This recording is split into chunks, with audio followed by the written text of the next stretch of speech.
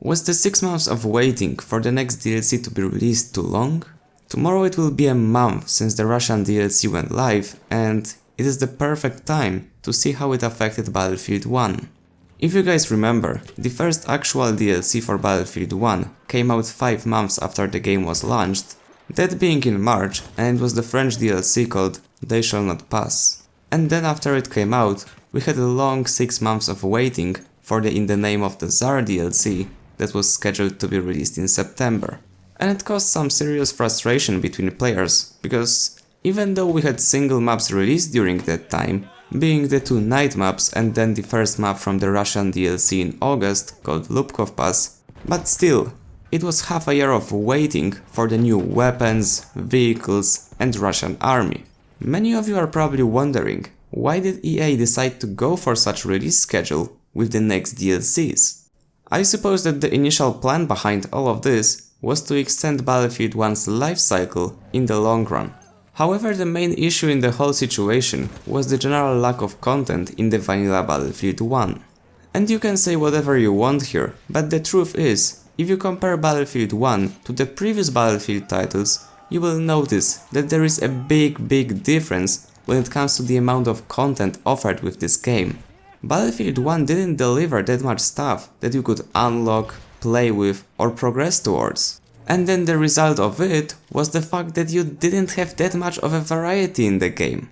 And while there is a group of players who play the game because they enjoy it when it comes to its gameplay, mechanics and other stuff, the other group, which we can call normal players, play the game because they enjoy the content provided with it. They want to unlock new weapons, get shiny dog tags, and when they unlock everything, they want to have multiple choices of the weapons they can play with. And what does all of this have to do with the Russian DLC released after 6 months? Quite a lot actually, because most of the players haven't played the game for that long. Even though they bought Premium before the release of first DLC, they didn't last till the second one. And once they left, they didn't come back to check out the new DLC when it was released. For those of you who don't believe it, well, here is the picture showing the player base of Battlefield 1 after the DLC was released. Is there a sudden peak somewhere showing that massive amount of players came back just to play the new DLC? No, there isn't.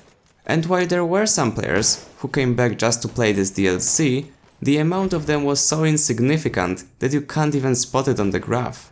I mean, of course, if you go deeper into analyzing this graph, you will spot the differences and you will see some minimal changes. But the key thing in this whole discussion is the fact that those players joined the game just to see new maps and they left after that. There wasn't a steady increase in the player base after the DLC launched. It's really not that big of a deal if the game can attract massive amount of players for like 2 or 3 days and then they leave because they don't want to play it anymore once again. Even Fortnite did it with the free-to-play Battle Royale game. But in the end, Battlefield 1's player base keeps steadily decreasing all the time. It was the exact same thing with Battlefest.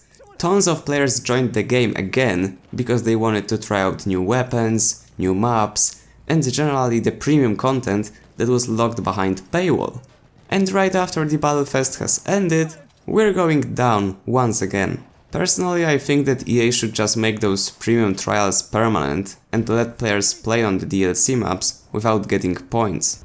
The whole irony in this situation is that premium players want to play DLC maps, but they can't play DLC maps because there isn't enough players playing them. At least here on PC, the current situation of French maps is just terrible. I wanted to complete the assignment that requires 50 kills on the Nivelle Knights and I couldn't find a full server. And I'm playing on European servers, which have the biggest player base out of all continents. Ironic, isn't it? We paid for something we want to play, but we can't play it because not enough people paid for it. Welcome to the gaming industry of 2017. Anyway guys, that would be it for this video. I actually managed to pre-order an English version of Star Wars Battlefront 2, so expect beta video tomorrow. And as I already said on my Twitter, I will be introducing Battlefront 2 as a regular series to my channel because I just want to play something new. As always guys, if you enjoyed, remember to leave a like, subscribe, and I see you on the battlefield.